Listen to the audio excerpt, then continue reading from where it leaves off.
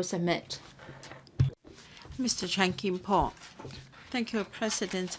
The Task Force on Land Supply recently submitted a report to the government with 3 short to medium-term options and 5 medium to long-term options, providing 3,200 hectares of land in the long run.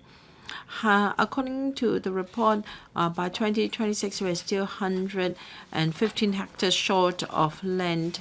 And even if the 3 options under short to medium term are implemented at once, now even if we have brownfield sites, private agricultural land, and part of the Fan and Golf Course, we are still 45 hectares short of land in the short term. Those who oppose reclamation claim that by developing brownfield sites and agricultural land, we have enough land. However, the report tells us that in the short to medium term, we are still short of land, and the community has underestimated the difficulties and challenges of developing brownfield sites. If the compensation matters are not properly done, then this is too difficult. Take Kutong North and Kutong South as an example. It's been 10 years since the projects were first proposed, but we have yet to see its completion. And therefore, Mr. Stanley Wong is of the view that we should not give up on any of the recommendations. And the report also affirmed the importance of reclamation. 62% of the telephone interviews and questionnaires survey are supportive of reclamation at East Lantau Metropolis. There is wide support from the opinion survey done by film and by questionnaire. So actually, reclamation is the most effective way to provide land so long as the government can address all the issues in great details. I'm sure the public will support this option. Since the short to medium term options cannot resolve the short to medium needs, we should expedite our medium to long term options to catch up for the shortfall. Not long ago, a member of the task force, very experienced in land matters, said that so long as the government has the view and it is possible that we can expedite the medium to long-term supply. Reclamation usually takes 13 to 14 years before population intake can start. But if the government can think of the box and streamline some of the procedures, perhaps in 8 to 10 years' time, we can have the first batch of population intake to catch up. For instance, for the 3LS, the AA was asked to do it, and then in 6 years' time we can have it. Together with 2 to 3 years for the superstructure, then 9 years down the road we can have the new third runway, and I think this is much faster than the 10 years proposed by the government. So if I know it is impossible to set up a reclamation authority given the current political climate, but then we can entrust the work to public bodies such as the URA, HS, and HA, and then they can coordinate the provision of PRH and also subsidized housing, so on and so forth. And then URA can work on the commercial portion, and then they can work together and expedite reclamation and to provide land. 3LS is example, and City 1 in Shantin is another example. 4 property developers worked according to government's planning to reclaim land.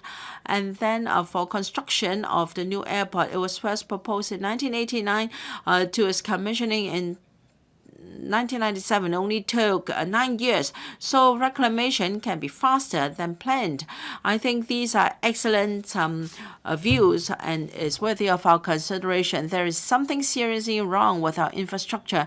Some said that from flour to bread, it takes too long, and the mechanism for land formation has broken down. The CE said that she is trying to streamline some of the procedures, but even with those simplifications, are we sure that the mechanism can be much improved? in order that we can have land for early supply to members of the public, I think these new ideas are worthy of exploration. Some said that they really envy the Singaporean model where everyone can be properly housed. We may not be able to achieve the Singaporean standard, but then we should expedite the provision of land so that our young people can have proper housing. To do that, we need a lot of land. We envy Singapore, but then we oppose reclamation as Singapore does. This is rather contradictory. I think we should shorten the time required for reclamation from 13 to 14 years to 8 to 9 years. It took only 9 years to reclaim land for the new airport. Technology has advanced by leaps and bounds. I'm sure there can be a lot of improvement. I'm sure this is all because of the procedures. The government must show some commitment to improve this. Thank you. Mr. Christopher Cheung. Thank you, President. The Task Force on Land Supply has submitted its final report to the government. There are a few recommendations for land supply, and Mr. James TO has proposed a motion for increasing land supply for public housing. He has our support. Last year, the government relaunched the HOS, and this year, the status home by URA was launched, and then people have rushed to buy flats. Now, Hong Kong people have a great demand for housing. They all want to have a roof over their head, and this is a great aspiration of the public. It's just that without land, it is a tall order to expect housing to be delivered.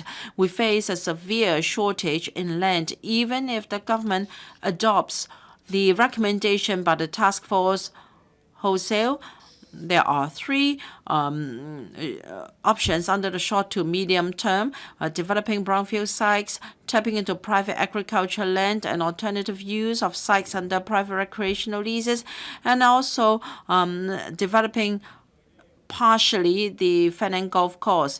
Still, we are 810 hectares short of land. These options are not sufficient. The waiting time for PRH offer is over 5.5 years. We are now at a critical juncture, and we must address the situation. And therefore, I agree entirely to the final recommendation by the task force. We must adopt a multi-pronged approach so that we can buy time, and then we can work properly on supply in the medium and long term. Replanning is also very important. Since the publication of the report, there are views on various options. For instance, development of brownfield sites may affect current operations. Public-private sector development of agricultural land, people fear the accusation of collusion between the government and the business sector. So if we do not act promptly, we will continue to stall, and we can achieve nothing.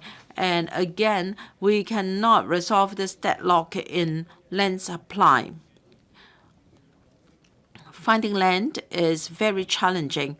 We hope that the CE can show us courage so as to address this problem of land scarcity and high land prices. And I hope that she can make bold decisions and act promptly. For the short to medium term options, we should slightly increase more land for plot ratio so that we can deliver more flats to satisfy the need for housing and development. Otherwise, we'll be wasting our valuable resources and time, and this will also aggravate the land shortage problem. Relevant departments should act efficiently and deal with idle sites or government buildings and allow the government to redeploy them properly. We have seen too many idle factory buildings, school premises, and government buildings, and even government lots. Some of them are being occupied illegally. These are precious land resources. The government should utilize them properly and unleash their development potential. In the medium to long term, we must reclaim land so that we can have sufficient supply for future planning and development. I entirely agree to the policy address proposal on Land Tao tomorrow. I really commend Carrie Lam for that because it can provide 170,000 hectares of land. It's been 20 years since the handover. The government has yet to resolve the land shortage problem. I think Carrie Lam has shown vision and courage in this proposal. Now, for the Greater Bay Area and also surrounding cities, well, they have done a lot of reclamation. Shenzhen has changed a lot and has developed into the Silicon Valley of China. And it has developed quickly. Singapore, our competitor, is still reclaiming land in an extensive scale. So without land, there can be no development.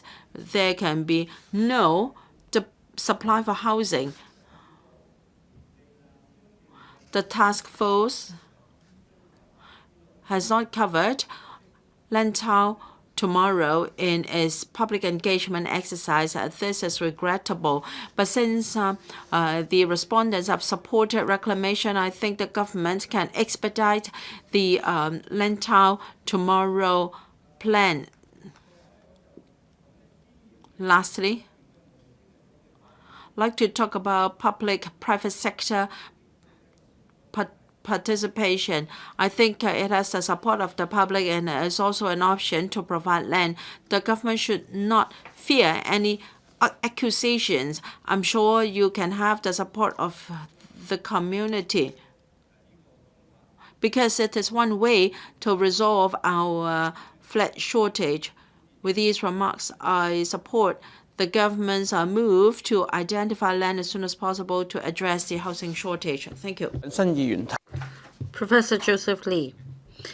Mr. President, I think the timing is just right for Mr. James TO to move this motion because we have discussed at length matters relating to land reclamation. I understand that there are new ways to develop NENT so that land supply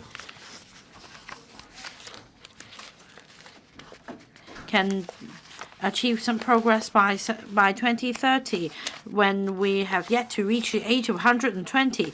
Now, this motion is about housing supply.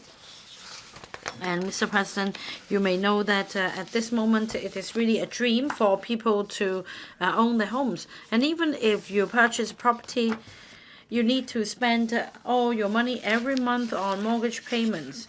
And you need to raise children, raise a family, and some may say that this is just part of living in a capitalist society. I'm a member of the Housing Authority, and as Undersecretary is also here, we understand that the PRH waiting time is very long. 2 years ago, I proposed this concept. I tried to analyze the concept of right to accommodation. I'm not suggesting that we should all purchase properties, but the government, to a certain extent, should safeguard the public's right to accommodation. Now, I'm not using Mr. C.Y. Leung's argument that ideally we should have a living space of so-and-so. We should at least have the safeguard of good living condition. We should not be living in poor living environment, poor hygiene, because we are spending all our expenses on mortgage payment, and our health will also suffer. In terms of the right to accommodation, I think this is health related and the government should face this issue squarely. Mr. James TO and other members have moved amendment and the motion, and especially for NENT on the issue of brownfield sites. We do have brownfield sites available. It's just a matter of the government's commitment in invoking the Land Resumption Ordinance. If the government could do that, we can develop idle brownfield sites and agricultural land. Well, of course, you will say that there are already existing operations on brownfield sites, and then the major developers have already hoarded a lot of agricultural land, and there will be government-business collaboration. But I think we can strike a balance between the need for demand for brownfield operations and housing demand. Of course, we won't be able to live as long as 120 years old. Our next generation, however, may live longer, and they definitely have housing needs. So I think we can do something about brownfield sites development. Don't just have talk shop. Of course, there are just 3 years or so left on the administration's term. However, for technocrats and principal officials, you really need to take up responsibility to develop brownfield sites to ensure that there is long-term housing supply which is affordable, so that the public can exercise their right to accommodation. When it comes to home ownership, it's a matter of the public's choice. Whereas for the URA, Madam Deputy, I need to declare that I am also a member of the URA. It's in fact a director, not a member. Well, the URA has been criticized for selling flats at high prices after resuming land, and the URA is trying to make a profit. I don't want to respond to this long-standing allegation. The question is, the government can try to resume land, and then well, we have a 5-hour strategy for the URA. I won't talk about that in great detail. But in fact, for old districts, the URA can resume land and then redevelop the sites and then sell the properties at reasonably affordable price to the public, so that the right to accommodation can be safeguarded. This will be a good role for the URA to play. The problem is the URA isn't a public body. So it is a self-financing organization. There is another aspect of ensuring that financially it can sustain. This is unlike the Housing Authority. I'm not trying to defend the URA, but in order to strike a balance, the URA also has its financial commitment to shoulder. As for the sale of secondary HOS flats without payment of premium, well, these are technical issues. We can discuss these matters, but it is a good deed. We can speed up the revolving door of the HOS, especially the HOS, the secondary market, so that the HOS can be vacated as the tenants move on to the private property. Well, we can further discuss whether the HOS so vacated should be taken up by the green former or the white former. And also for the green form, white form ratio, I don't want to talk about 60-40 or 50-50. We need to give hope to the people. Another controversy is the Fanling Golf Course. The government is suggesting that several 10 hectares of this course should be resumed. What about the remaining area? Well, the policy address places emphasis on home ownership. I think the government should help safeguard people's right to accommodation, be it public or private housing. Something must be done to make sure that our next generation can exercise their right to accommodation and live in a healthy environment. Thank you, Madam Chair. Dr. Pierre Chan. Madam Deputy, according to the Long-Term Housing Strategy Progress Report 2018, the public-private housing ratio has been revised from 60-40 to 70-30. However, the figures were not indicative. The government only committed this ratio in new sites, but not all sites or land. The land supply task force talked about 3 approaches, including public-private development, agricultural sites, and the use of private recreational sites for other purposes. The task force said that the situation is imminent and a multi-pronged approach must be adopted, and no option can be ignored. But in recent times, the government has been indifferent towards resuming the site of the Fanling Golf Course, whose lease is about to be up. The current term administration often stresses that housing is among the top of priorities and land is a key issue, yet they are reluctant to touch those in power or the Fanling Golf Course. So it is only reasonable that they face criticism from the public. The task force said that in the next few years, Hong Kong lacks at least 80 hectares of land. Even if all the 3 options are implemented, they would not be able to offer half that amount of land. The task force proposed redevelopment of the Fanling Golf Course site at 32 hectares. If the government decides against adopting this option, they will face a backlash from the public. Public housing provides a place of accommodation for the grassroots, and people would want to get on the housing ladder, and HOS is often the first step. Many grassroots families have been working on, and as such, they are making more money, and they went from PRH to HOS to private property, and I am one of the examples. When the property curbs were introduced in 2002 and public housing production stopped and this ladder was gone. According to figures in 2018, the income limit for PRH tenants is $11,500, and according to the CNSD, for those aged between 20 to 29 in 2017, the median income was $15,000. For those aged 30 to 39, it was $2,000, and they were ineligible for PRH.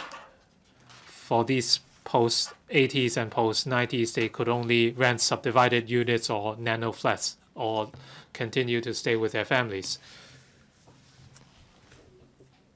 There were media reports citing a serious lack of privacy for young people, and this would affect their mental health on the long run and affect their sense of belonging to Hong Kong. According to the Institute of Asia Pacific Studies of the CUHK, among 708 respondents, 51% aged between 18 to 30 would like to leave Hong Kong, and what led to such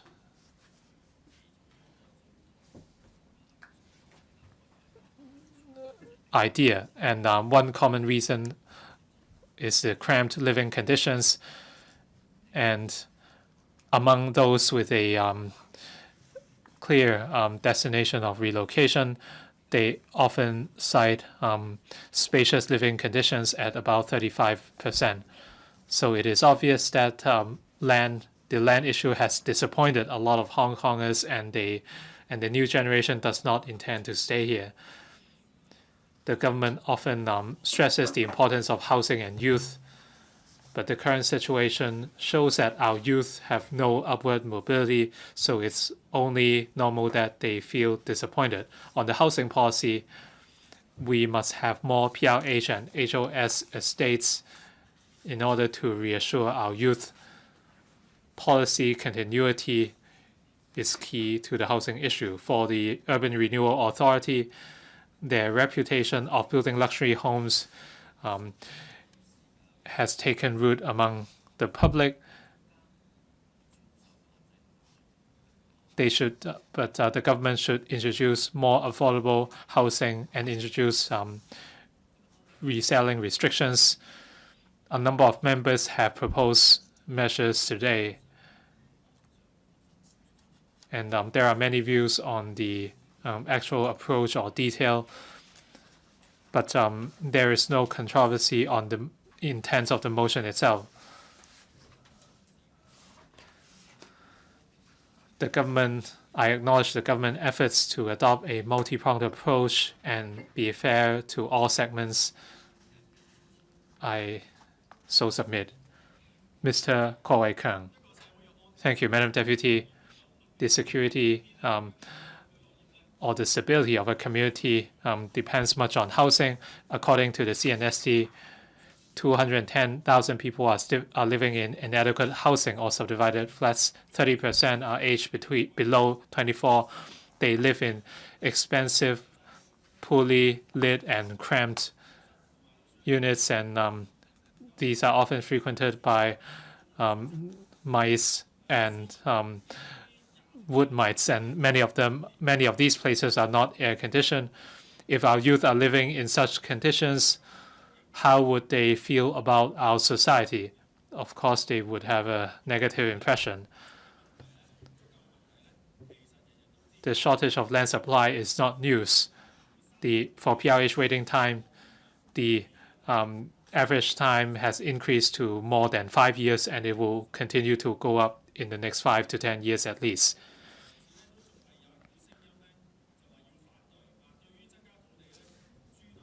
There are still people who are standing in the way of increasing land supply, and this has led to many challenges. When villages were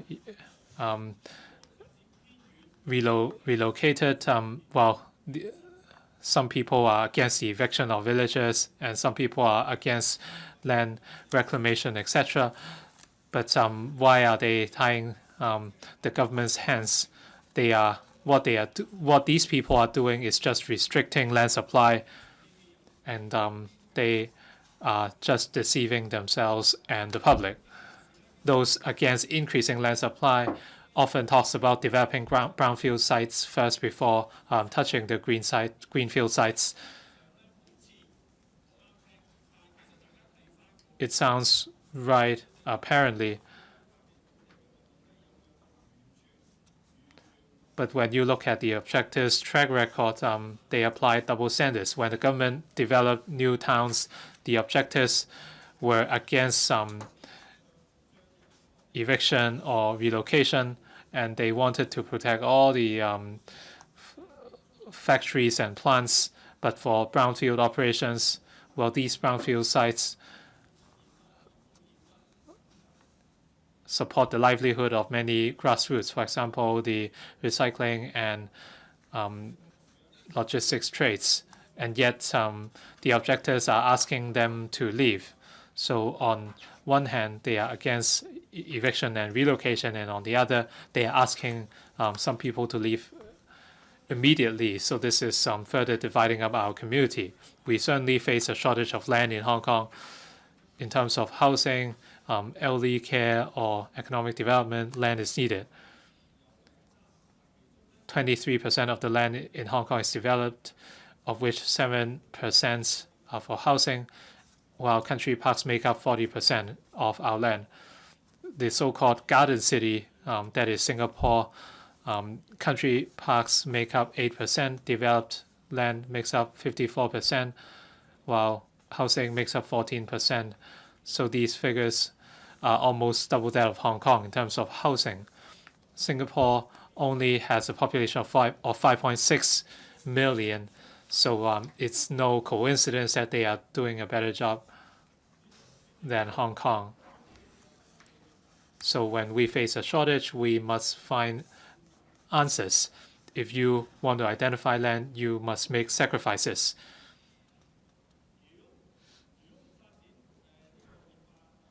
If we don't develop the green belt zones, where else can we look? How about the central waters? Why is it out of bounds? Some people say that land resumption is easier and faster than reclamation. When we look at Kudong North and Fanling North,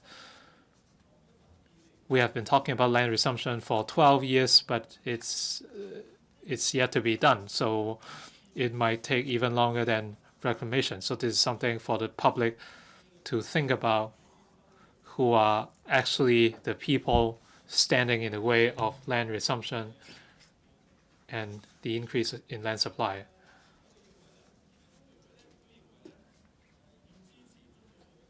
The FTU supports land reclamation at the central waters. We must plan for the future, and we must trigger the feasibility study for the central waters reclamation. Some people want to stop the government from increasing land supply. They have offered misleading thoughts.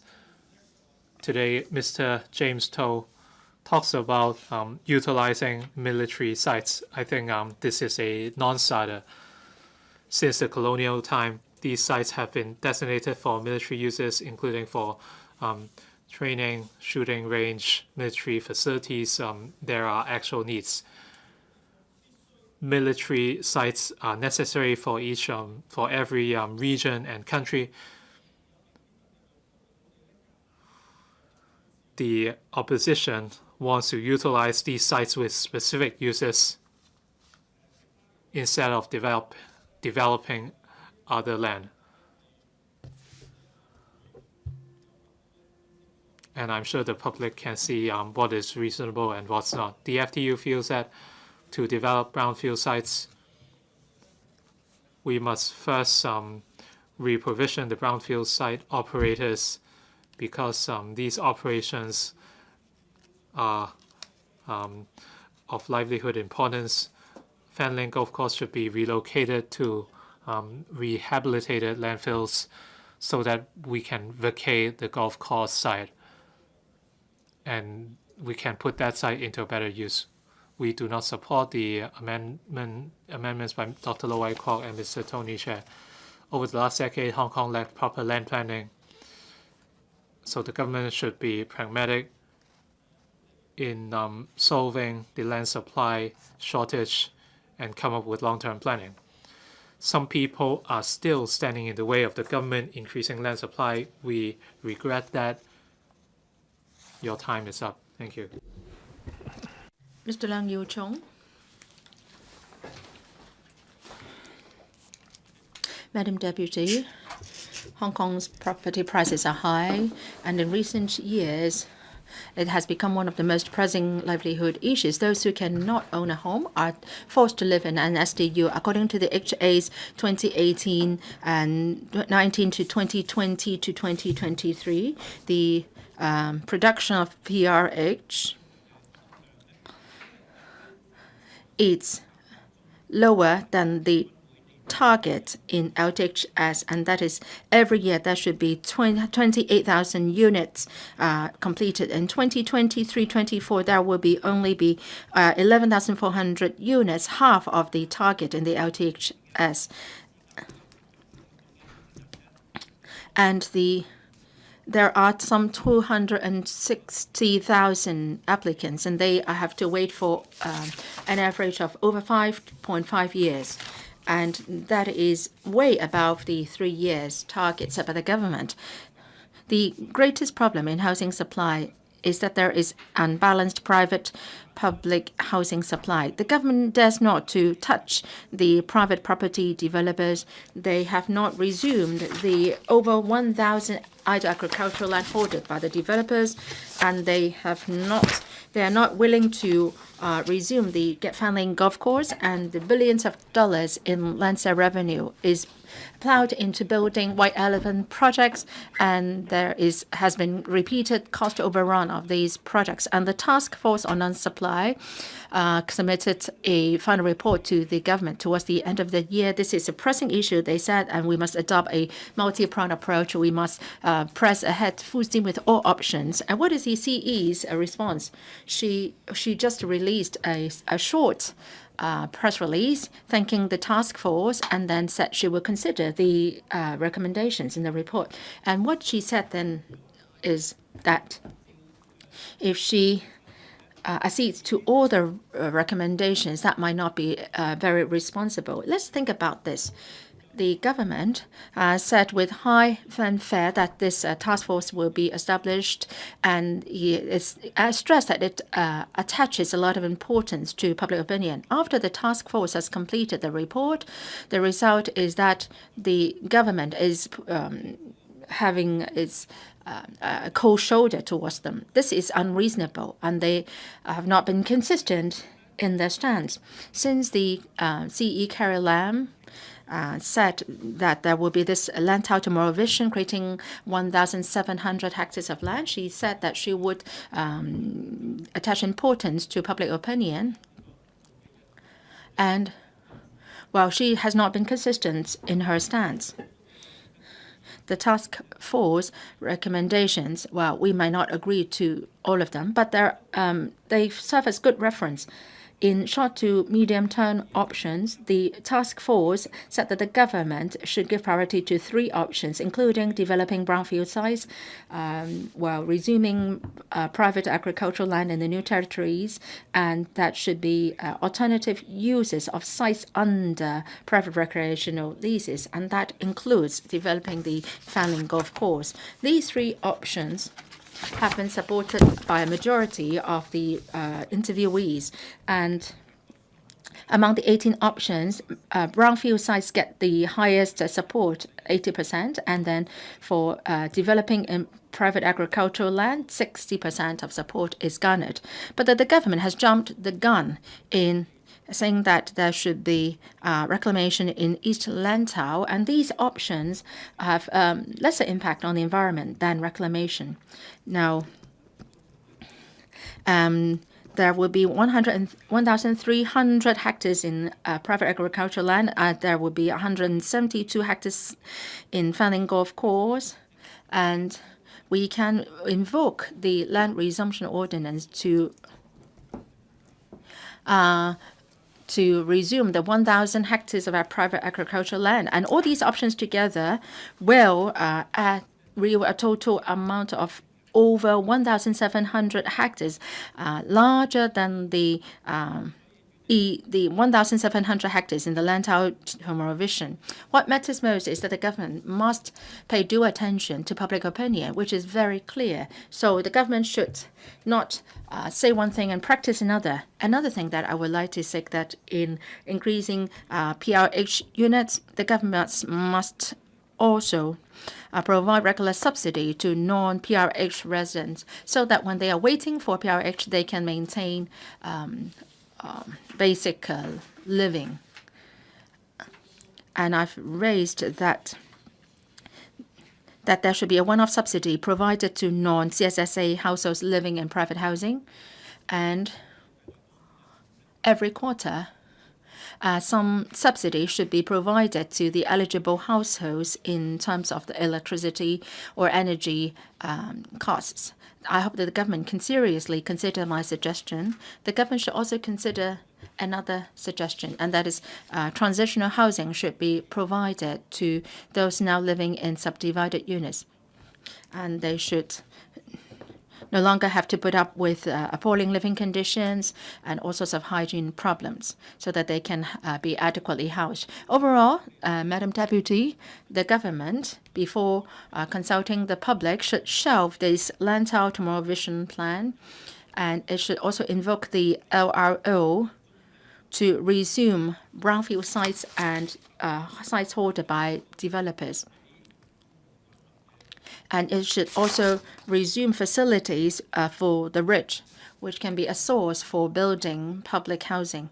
And for those waiting for a PRH unit and those living in private housing, subsidies in terms of energy and rental costs should be provided to them so that their burden can be alleviated. I hope that the government can do more. I so submit. Ms. Claudia Mo. Hong Kong government is so funny.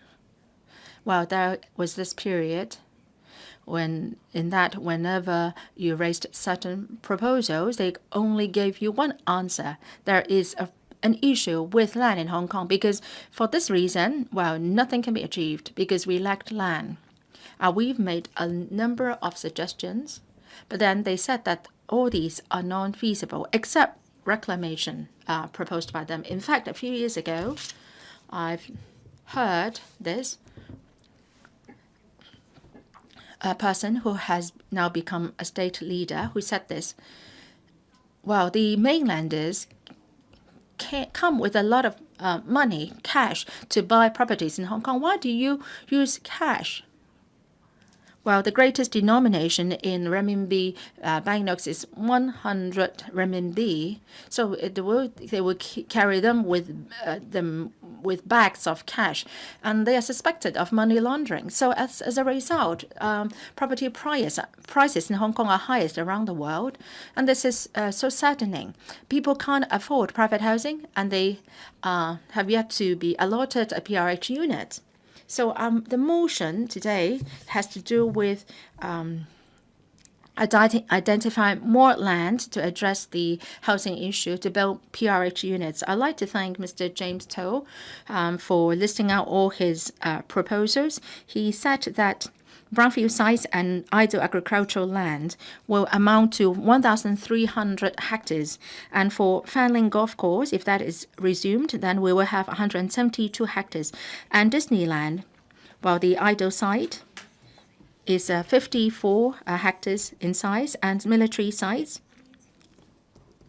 2,700 hectares in total. For all these added together, then we can yield a total of 4,220 hectares of land, 4,200 hectares. And Carrie Lam tried to set a definitive tone. She said that there should be artificial island to be reclaimed. And all she's talking about is just 1,700 hectares. You have ready options. Why don't you work on them first? Why do you have to be insistent on reclamation? So this is most annoying. I think this is a political. Is this a political option, or she is trying to address this pressing issue? So she should search her own conscience and give us a reply. Now, we said that there should be a 3 years waiting time for PRH units. This is a solemn promise made years ago, but is not being achieved now. Now, we talk about brownfield sites and idle agricultural land. Some indigenous villages in the New Territory said that, well, you give me $20 to $30 million and I have a lot of land for you. Well, ultimately, it's a problem with money. Now, Fanling Golf Course, Carrie Lam, well, said that, she's alleged to be fearing the rich and bullying the poor. She dare not touch Fanling Golf Course and for Disneyland site, because the lease says categorically that housing is not allowed. So that's the end of it. Now you dare to touch the military sites? Are you out of your mind? Because the basic law sets out clearly that apart from defense and foreign affairs, you have autonomy only in the other areas. So military sites have to do with defense and diplomacy. So Carrie Lam does not touch that at all. So she's saying all these proposals are non-starters, are meaningless. So for some of the amendments, well, they said that the reclamation is something good. So is this really the case? Well, let's look at the idle land in Disneyland. It's been idle for 9 years. And maybe it will be idle for another 7 years.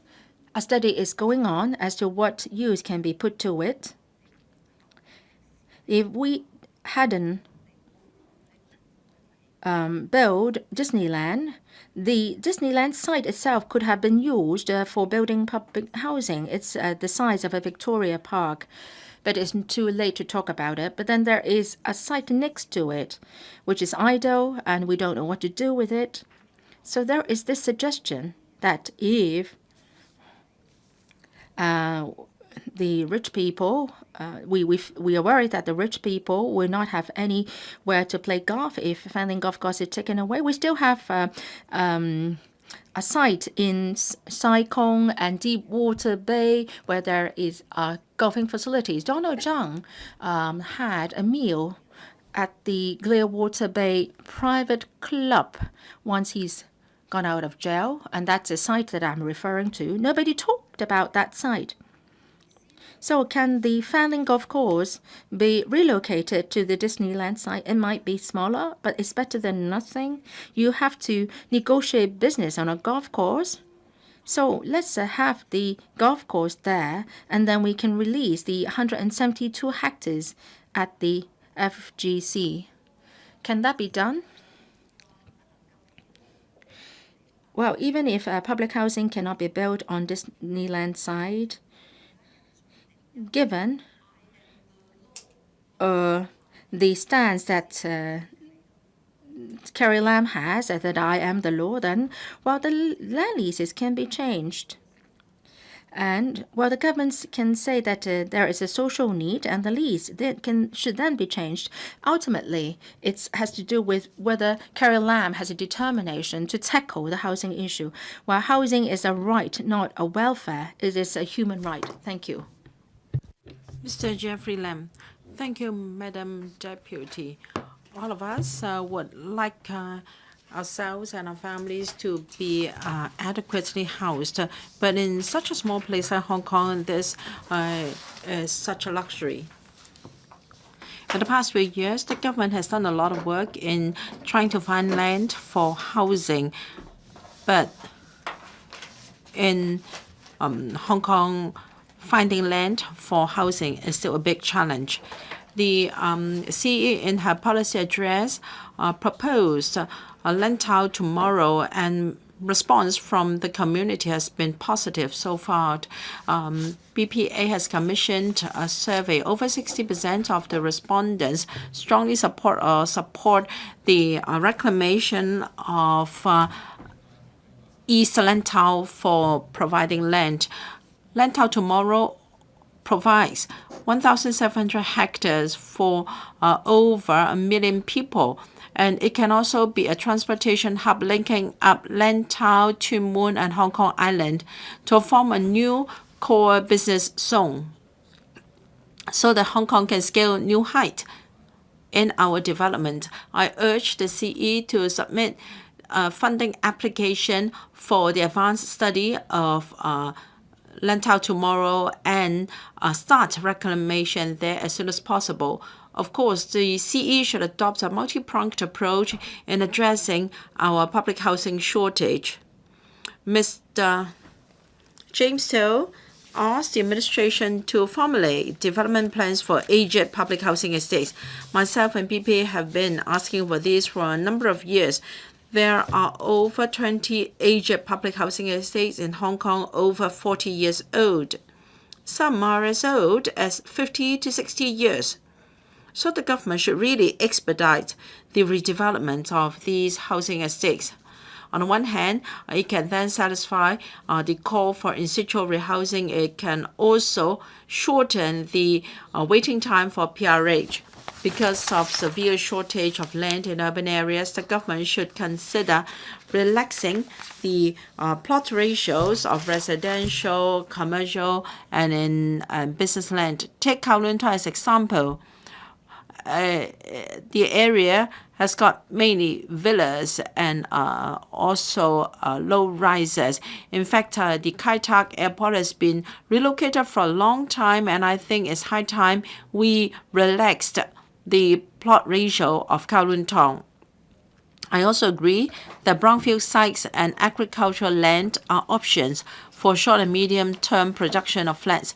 The government should discuss with stakeholders, for instance, Private-public partnership can be a model for such development, and then it can also invoke the Land Resumption Ordinance for development of NDAs, new towns, PRH, and facilities such as schools, parks, and hospitals. The government should not, as a knee-jerk response, say no to public-private partnership as soon as the term is mentioned, so long as compensation is done according to our established mechanism and developers pay land premium according to the established mechanism. I'm sure this will be a win-win situation for the government, for the business sector, and the community. Mr. James TO asks that the 172-hectare Fanning Golf Course be resumed. I beg to differ from his view. Let me declare interest. I'm a member of the golf club. Hong Kong is a world metropolis. We are also an important city of the Greater Bay Area. Can't we even have room to accommodate a world-class golf course? As many academics have said, this golf course has very high heritage and ecological value. If we just want to win applause and deny the importance of the golf course, this is rather irresponsible. Some may say that the golf course is just for the rich and the privileged. This is very wrong.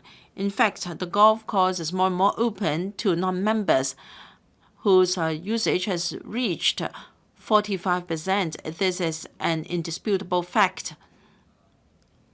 And I also disagree that the land reserved for second phase development of the Hong Kong Disneyland should be converted to public housing site. Hong Kong is a commercial city, and the second phase, the land for second phase development of Hong Kong Disneyland is protected in a contract. We should not rashly change a commercial agreement because, of course, for PRH development. Otherwise, no one would want to invest in Hong Kong anymore. I'm also strongly against the use of idle military sites for housing development because this is a matter of defense, and it is the responsibility of the Hong Kong garrison. And the Hong Kong garrison has already stated that there are no idle military sites in Hong Kong. In fact, the amount and number of sites for the Hong Kong garrison are much lower than what it was during the colonial days. I think we must tackle this problem in a rational manner, and we should adopt a comprehensive approach. We should not resort to sensational proposals which will cause disharmony in society. Yes, it is a pressing task that we provide land for housing, and different sectors of the community must show commitment and set aside their differences and political convictions so that we can benefit the community. Thank you. Mr. Shiu Ka-chun. Thank you, Madam Deputy. I'd like to speak on Mr. James TO's motion on increasing housing supply in the short to medium term to rectify the problem of public housing shortage. This week, the theme of this council is to fear the rich and to bully the poor. The CSSA reform is meant to bully the poor because the CSSA recipients have suffered for 20 years. The motion had the support of this council, and Mr. James TO's motion is about fear of the rich. I don't know how much support it is going to get from this council. We often say that Hong Kong is a small city. We have only limited land, and where can we find land? And the government likes to use this concept as an excuse for reclamation.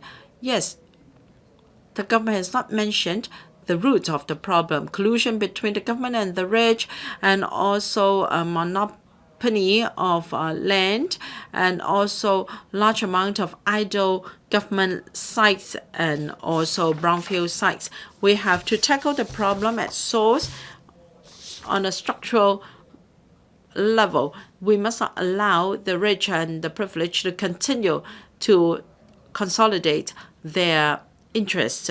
Now, the government has to take into account two things. To address the land shortage issue, it must take back the say over land use. In Hong Kong, what we lack is not land, but planning.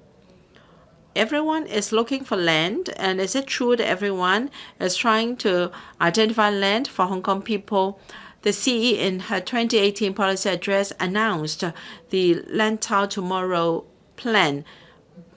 She bypassed the task force on land supply. She already decided to go ahead with Land Tile Tomorrow. So everyone is in her team, and so who can counter the government? I think reclamation at Land Tile is just to fulfill the Greater Bay Area dream. I think we have a lot of options. We can just fully resume the Fan Golf Course for housing development. There is near consensus in society on the resumption of the Fan Golf Course. And as the task force said, the golf course is not about land supply. It is not about whether an international city like Hong Kong should have a golf course. Rather, it is a matter of social justice. The Fan Golf Course is on land that belongs to Hong Kong people. It doesn't belong to the golf club. And NGOs are asked to give support to the Fan Golf Course because they have used the site for their activities. Still, I'm of the view that the lawn belongs to Hong Kong. It doesn't belong to the golf club and its members. Resuming the site doesn't mean that we don't support golf as a sport, and this is nothing about being hostile to the rich. We can find another site to provision the Fan Golf Course. Gao Sai Chow is an excellent site for reprovisioning. I think having a golf course is not the same as having it in Fan Lang. The two can be separated. And the second principle is to work on brownfield sites before we work on greenfield sites.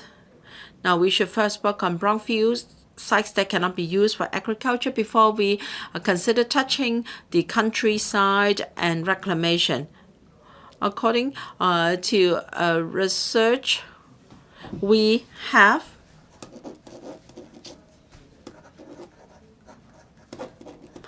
seen an increase in area of brownfield sites from 792 to 1,520 hectares in 20 years' time. We have so many brownfield sites, and yet the government is trying to refuse to reclaim land. This is ridiculous. And whenever we talked about brownfield sites, the government will say that they are very fragmented and they cannot be used cost effectively. And they will say that invoking the land resumption ordinance will invite judicial reviews. In fact, brownfield sites are usually in accessible areas. The site has already formed and there are utilities supplied. According to LIBOR Research Group, they have done a research on development potential of brownfield sites. We have at least got brownfield sites that are 2 hectares in size. They are suitable for developing small houses. All we need is to use 241 hectares of land, and we're able to produce 84,000 PRH units. Cap 124 Land Resumption Ordinance states that when land is resumed by the government for public use, then compensation is needed. The government has invoked this a number of times. For instance, in 2014, 5.6 hectares of agricultural land was resumed for PRH. There was no judicial review. The government has decided to turn some green belts to PRH or to residential development with no fear of judicial review. And now the government claims that land resumption ordinance cannot be invoked for fear of judicial review. This is just an excuse. The government just wants more land with no long-term vision for the interests of our community. This will not contribute to sustainable development of the city. I so submit. Mr. Jeremy Tam. Madam Deputy, I speak in support of Mr. James To's motion. In the interest of time, I can only focus on some salient points in the motion and respond to the speeches made by members. I'd like to point out the deep-seated problems of land supply in Hong Kong. According to Mr. James TO, land reserved for Phase 2 development of Hong Kong Disneyland should be reserved for housing or public housing development. While this site has been left idle, it's a waste of resources. In fact, the government has noted this request, and earlier, members already put forward a question in this council, and members questioned whether the government is minded to initiate such a study. I can foresee the government's answer. Before exercising the option to purchase Phase 2 of the site, the government must have regard to the permitted uses in the deeds of restrictive ordinance, including recreational sports and cultural facilities when considering short-term uses. However, housing development is not permitted use, and the government has no plan to change the permitted use or change existing land use arrangement. In other words, because of the restrictions under the DRC, the land use arrangement cannot be changed. In December 1999, the Hong Kong government signed a deed with the Hong Kong Disneyland, and according to the agreement, 60 hectares of the land on the eastern side of the theme park was reserved for Phase 2 development. At the same time, there were restrictions on permitted use, building height, etc. So that visitors in Hong Kong Disneyland would not be able to take a look at the real world outside, so that the use of the site nearby will not be incompatible with the Hong Kong Disneyland.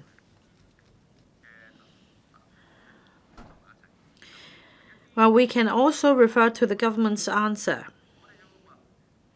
and then we can ponder this question. Is it really true that nothing can be done about the deed of restrictive covenant? The answer is no. In 2017, regarding this restrictive covenant, a new agreement was signed. Now, back then, I pointed out in the council there was a funding proposal of $5.4 billion for the expansion of the Hong Kong Disneyland Resort Project Phase 1. And it was found that part of the agreement was for the Hong Kong Disneyland to permanently agree to relax the building height in areas concerned, including Kao Yi Chow, where there would be reclamation of land. And that's also covered in the Lantau Tomorrow Vision.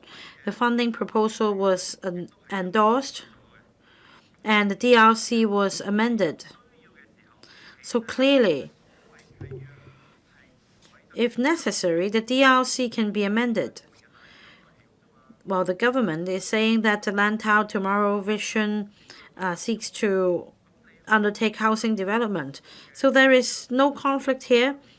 For housing development, if you could amend the building height restriction outside Hong Kong Disneyland, why can't you amend the permitted use of the idle site as well?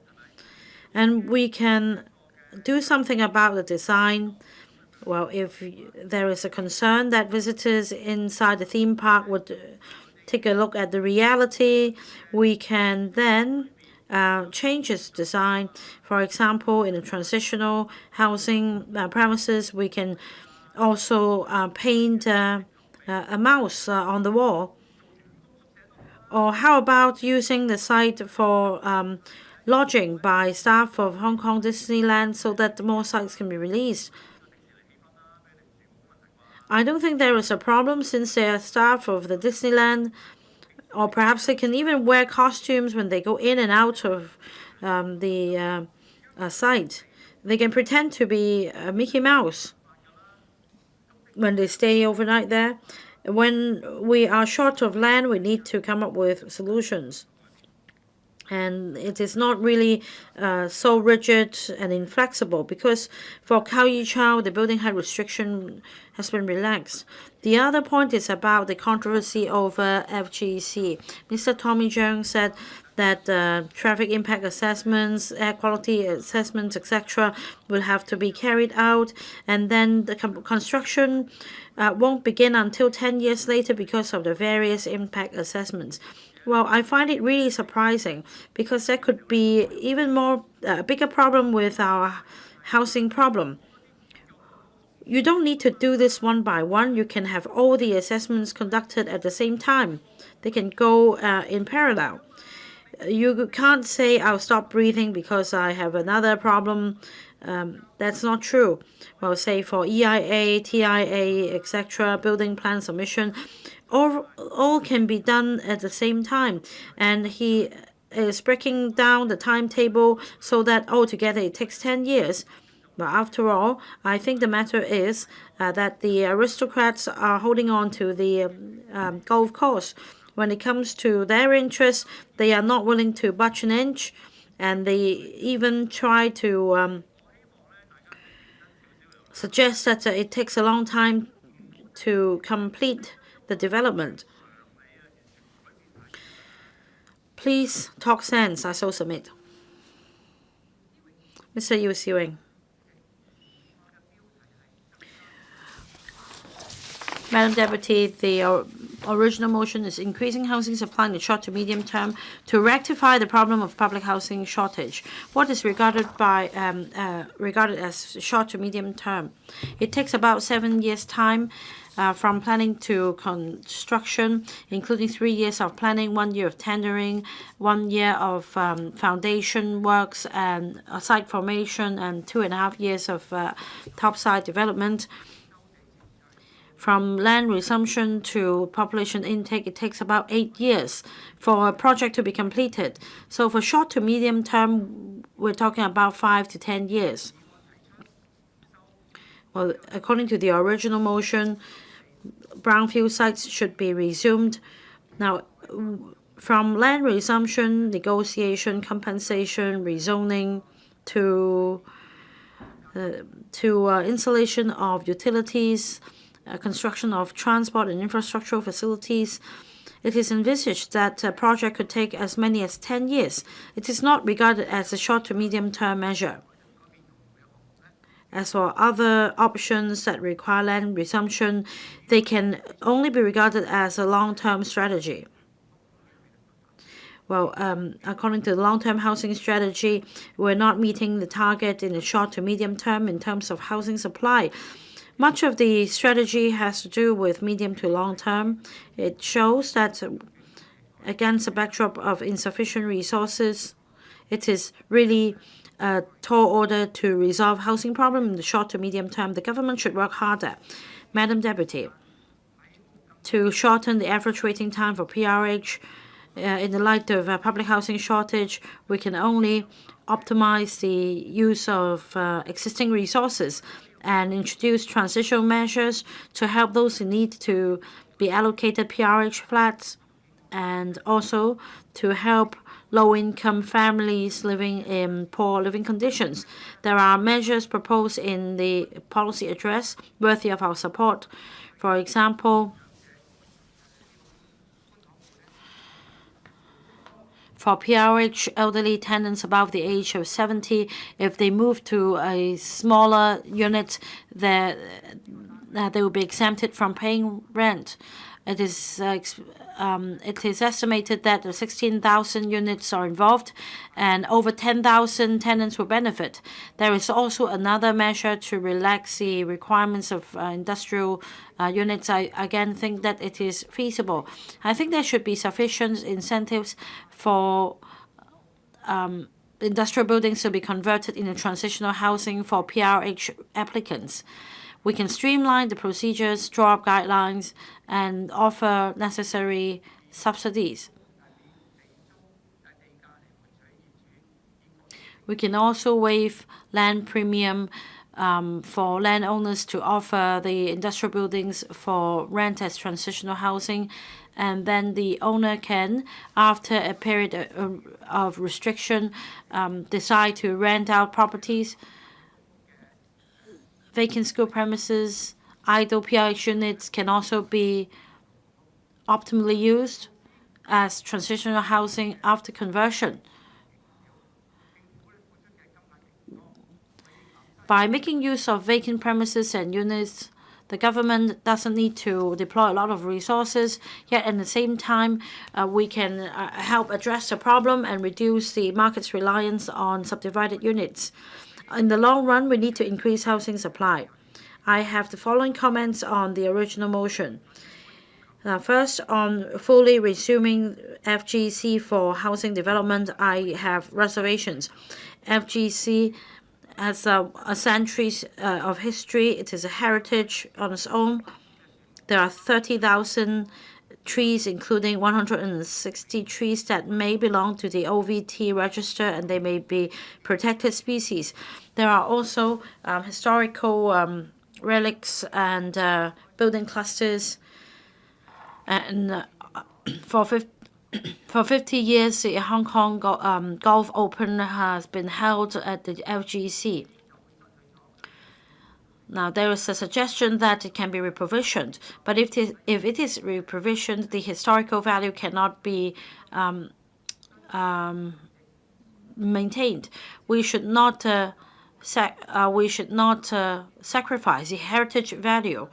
On the other hand, I think it is more feasible to develop the peripheral areas of country parks. Of course, at the moment, FGC is reserved for the rich. It is not entirely open to the public. The government should rectify the problem by signing a new lease.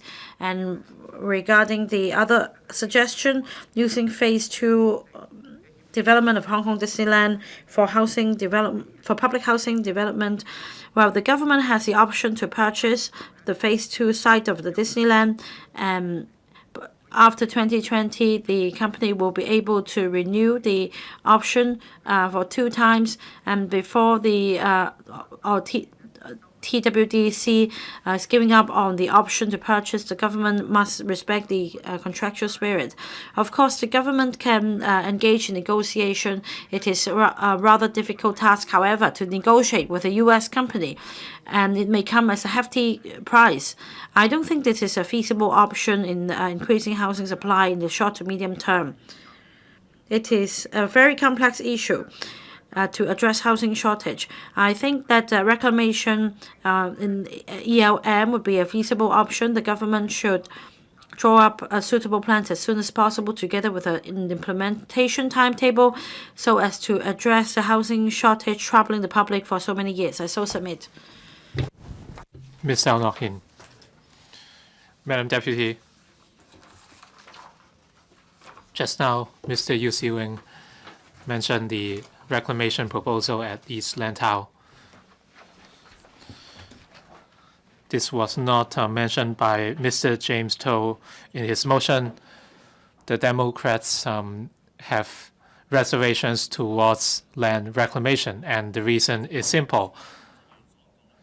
In the medium and short term, we have a series of measures.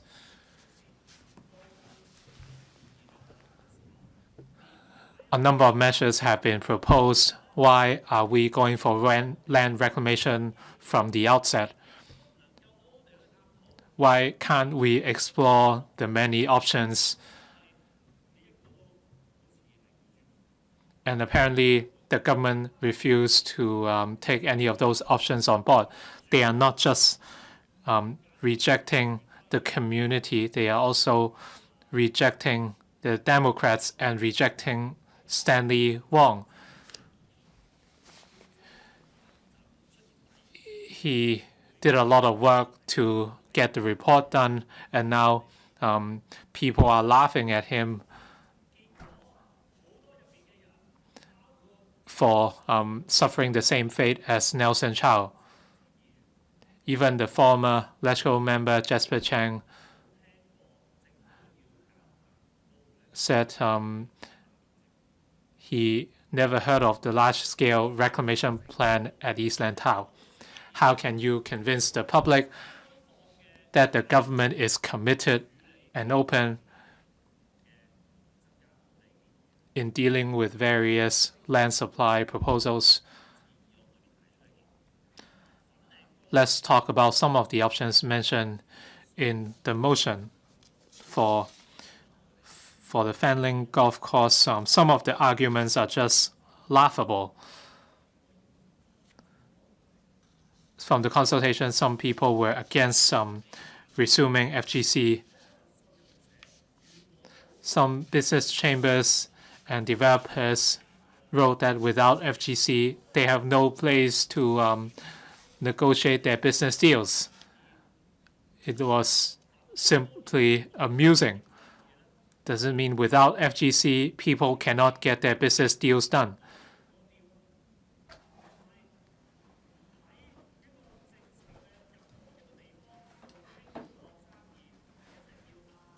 Do you have to discuss your business deals at a golf course? Are you going to have a hole-in-one? What is your par? So let's see who is a better golf player, then I will do business with him. Is that what it is? This is unreasonable. Even the community chess came out and said they do not support the redevelopment of FGC because they are wary of upsetting the donors. So in the same vein, I would urge people to vacate some land for Hong Kong people. And another option is Hong Kong Disneyland. This is another peculiar case. It was an unfair treaty. So let's be pragmatic. The treaty was already signed. Like Mr. Yu said, by 2020, well, we invited Disney to come. They are an American corporation, and it's hard for us to bargain with them. So when we talk about the China-US trade war, no one would paint a gloomy picture of the US. Well, we knew that it was an unfair treaty. We knew there was a problem which was irreversible. There is no denying that Disneyland is losing money every single year.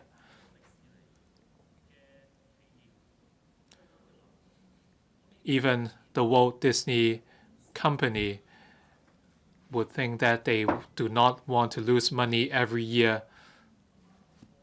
So it would be reasonable to discuss the issue with the government. Phase 2 development is not a given. I visited Disneyland.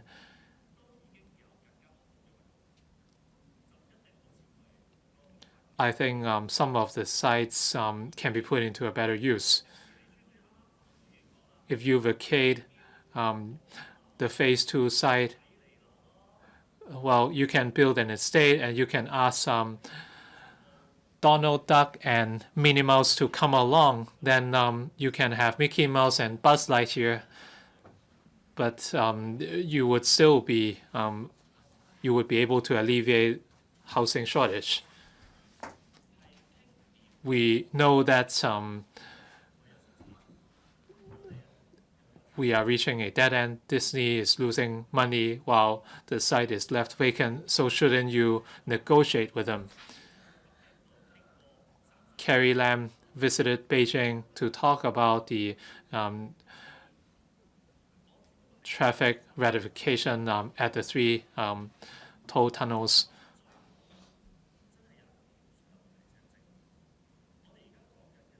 I want to remind the government that as we talk about land supply, I've always said this is an issue created by people, and this was from a recent article written by Professor Edward Yu on Ming Pao. He wrote that a number of academic theses wrote that land shortage is a man-made or a problem caused by people, and a number of experts and academics wrote that land supply is an administrative measure of the government. Your time is up, Mr. Chen Pan. Thank you, Madam Deputy. According to what Ms. Ao Nok Hin said, resuming FGC would solve all land and housing problems. But let's not be sidetracked. Even for the resumption of FGC, it would take a long time. When you look at discussions at North District Council, the NDC is against introduction of housing at FGC because for Northwest NT, Yunnan South, Kutong North, Kempton South, etc., there will be new housing. Can our transportation network shoulder an extra burden from housing? I'm neutral towards resumption of FGC, and I can accept even partial resumption. But if you say that with the resumption of FGC, all housing issues would disappear, I think this is not the fact. For Northwest NT, the biggest bottleneck to housing production is traffic. I urge the government officials to visit Yuen Long in the weekend, and you can see how crowded it is. If you drive, you will not be able to find a space to park, even if you resort to double parking, because there is a lack of facility to deal with the population growth. That is the situation now. And in the future, we will have a few 100,000 in extra population. So I have concerns over further mass developments at Northwest NT. The government should be pragmatic and accept our view in carrying out the 4th comprehensive transport survey before deciding where we go next. I agree with Mr. Ao Nok Hin that the land issue is a problem caused by the people. We have a lot of frozen sites which are agricultural land. In 6 OZPs, they have stipulated the agricultural land or other sites in Hong Kong. For agricultural land, no buildings are allowed. Even without agricultural activities, no buildings can be constructed. In the past, there were a lot of space in the NT for keeping livestock and animals. After the Animals and Livestock Ordinance was enacted, these sites have been left abandoned for decades. These sites have not been utilized. Has the government looked at releasing the development potential of these sites? The government did not do anything in this regard. So it is not that we don't have the land, but this is a problem caused by the people. In terms of short-term housing shortage, the DAB, myself, Wilson OR, and Vincent Chang are very concerned about transitional housing. The government asks NGOs to build transitional housing on sites resumed by the URA. This is a feasible option, but with the limited spaces in urban areas, you might face strong opposition. In the new territories, on agricultural sites, they are privately owned. They cannot be used by the government. Since the government wants to promote private-public partnership, can transitional housing be introduced at the agricultural land in the NT? By working with NGOs and the landowners, transitional housing can be built. 3 years later, the land use might be released or changed.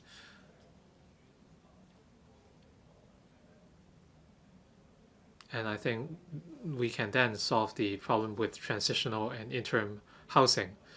Many current sites are left abandoned.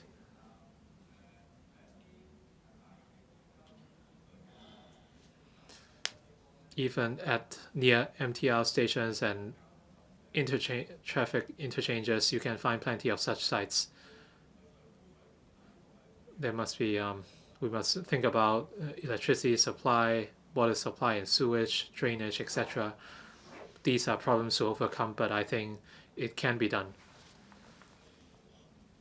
Instead of identifying small urban lots for transitional housing, we should think about PPP in the new territories. Another issue with land supply is about urban renewal. In the last 10 years, progress of urban renewal has been extremely slow, and in Chun-Wan, residents have been waiting 20 years for redevelopment. Why don't you redevelop Chun-Wan? The reason is that the plot ratio after redevelopment is lower than that in urban areas. So if the cost of land resumption is the same, why wouldn't the government resume land in urban areas?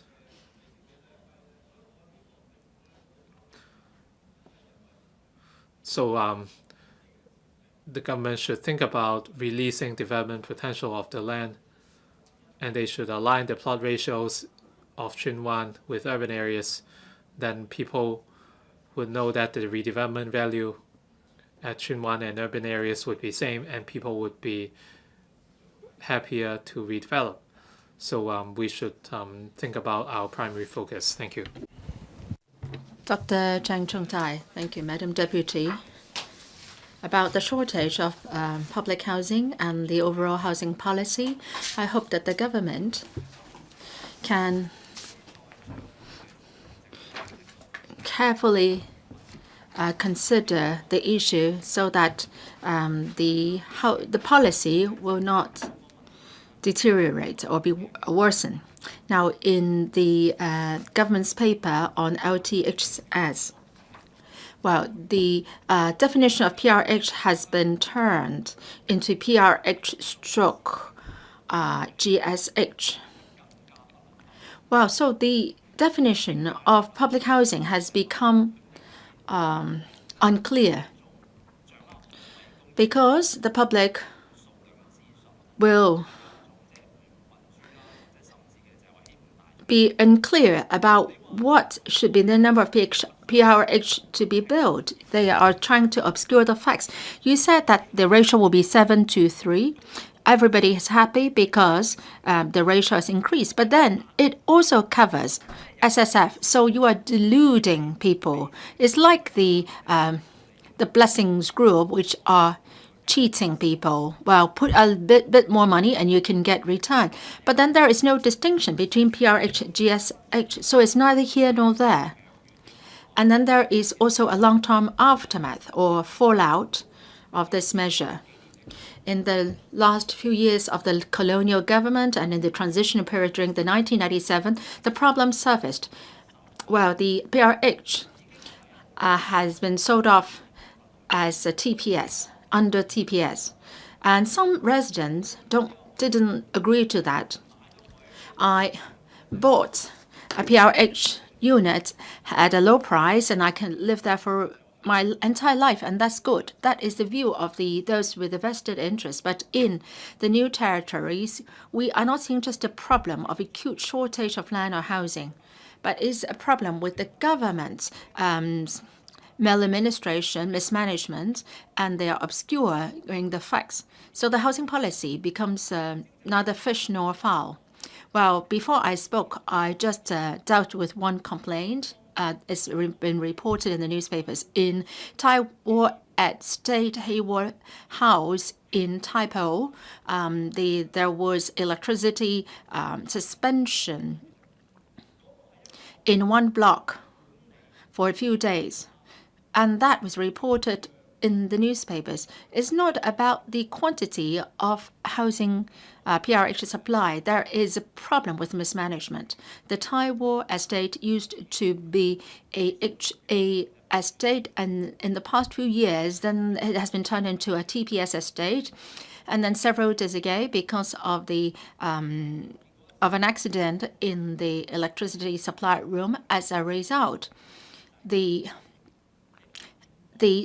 electricity circuit box has gone out of order, and electricity has been suspended for 3 days. And they do not have electricity supply for 3 days.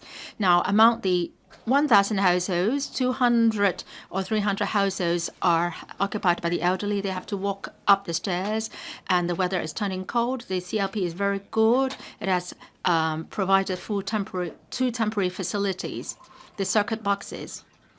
Now, but then the facility may not meet with the demands of the residents. So as a result, the electricity has not resumed in full. Now, it's been 3 days, and there is no normal supply of electricity. This example has to do with electricity supply, but how is it related to this motion? What is the role of the housing department in this? This is about PRH housing policy. Well, the block was yours. Now the residents have to negotiate a deal directly with the CLP to provide for an extra circuit box. So they are begging CLP to give them another electricity circuit box. Maybe you think this is an isolated case, which shows the problem with the PRH policy. But that goes to the root of the problem, because in your policy, your PRH policy is neither here nor there. Well, the PRH and GSH will face the same problem. Now they buy the flats, so it should be privately managed. But then you build the blocks, and after you build it, and then you leave the management, you hand the management over to the property owners. Well, Leung King, Tin King in Tuen Mun, and in Qingyi there is another estate, and in NTE there are housing estates facing the same problems. Well, we may be happy because we are helping the residents all the time, but the policy is neither fish nor fowl. You are deluding the members of the public. Now, PRH housing is in short supply, but it's not just about quantity, it's also about mismanagement. Maybe you cannot afford private housing, so you live in the PRH.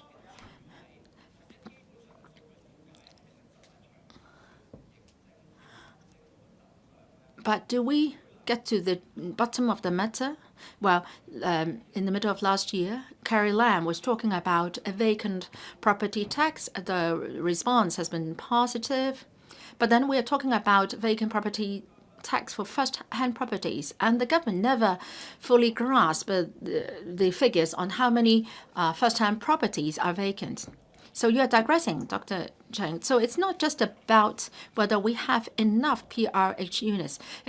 We should look at the overall PRH policy. Why do people have to depend on PRH units? So we have to look at the loopholes, whether you get enough information from the market so that you can come up with the right policies. Just don't look at the figures. These are superficial figures on the surface. I think the problem has to do with your system. As a result, the market has become neither fish nor fowl. So the two secretaries, please come up with the proper policies. Thank you. Mr. Ma Kwok. Madam Deputy, recently the government has adjusted the public-private housing supply to respond to the aspirations of the members of the public, in particular young people. But then if there is inadequate land supply, so you're just paying lip service, the government must expedite the work on identifying land and building housing so that we can realize the 7:3 ratio. Now, for the original motion and the amendments, there are many suggestions on increasing land supply. While in principle, I would support them. For example, developing brownfield sites and agricultural land.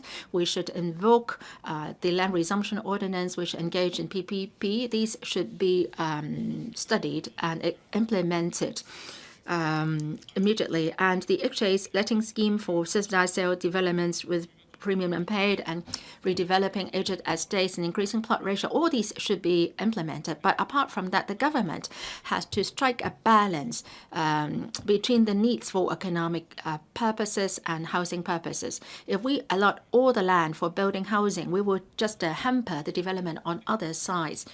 And for some of the options, for example, vacant school premises, there have been views in the community that these should be developed for recreation and cultural purposes. In my earlier motion raised, I've urged the government to use vacant school premises for recreation and sports purposes.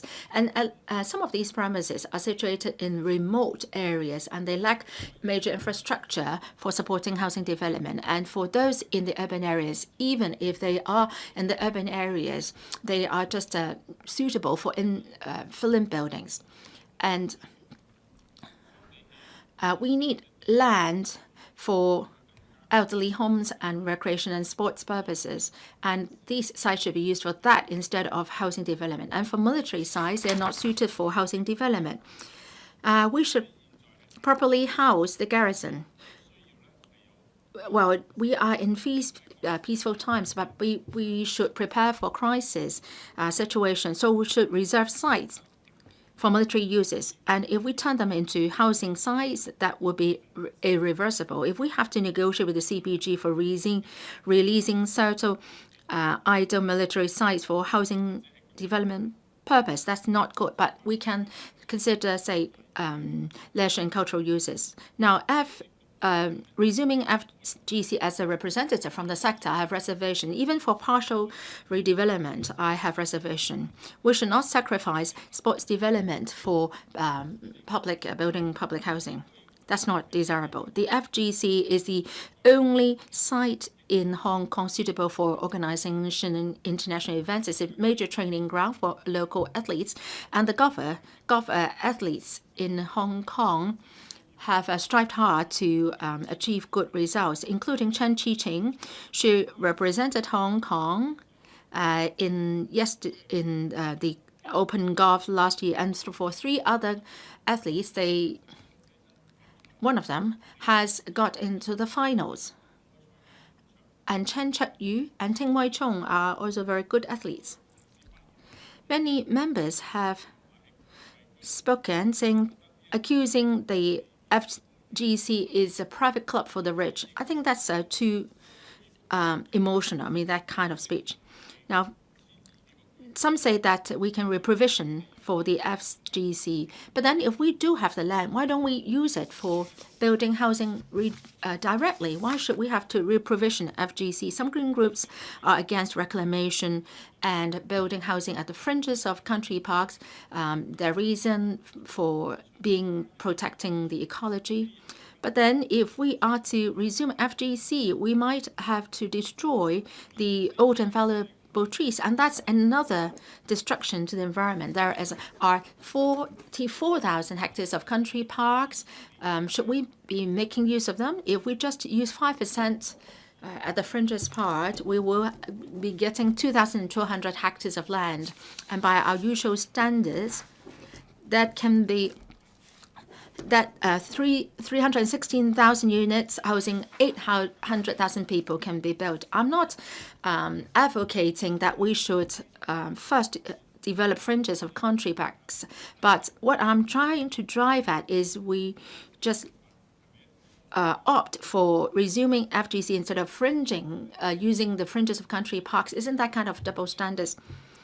The task force on land supply recommended partial resumption of FGC, and only 4,600 units can be built. That is just a drop in the ocean, but that will be a major blow to the FGC. We have an area of 11,000 square kilometers, hectares, with a population of 7.4 million, and in Singapore we have 720 hectares of land, a population of 5.6 million people, and they have 17 golf courses, and the living conditions are much better than Hong Kong's. And Tokyo, there are 20 golf courses, and Hong Kong has 6 golf courses only. So if members that we are not maximizing the use of FGC, then I think rather we should stand united and ask that the FGC be further opened up for use by the public, and that we should further promote the golfing as a sport, and we should not be sacrificing the development of local golfing. Now, when NTNEs is being developed, many high-rises and commercial buildings will be built. The FGC, which is a green space, can serve as a lung. It's like a Victoria Park to Causeway Bay and Kowloon Park to Tsim Sha Tsui. The shortage of land brings not only problems with housing, the different sectors are stifled also in their development. So I think the government should adopt a multi-pronged approach, and then they should develop nearshore reclamation, brownfield size, private agricultural land, and they should also build artificial islands by reclamation. And they should take care of needs of the various strata of the society, including recreation, leisure uses, and so on and so forth. I so submit. Mr. Kenneth Lau.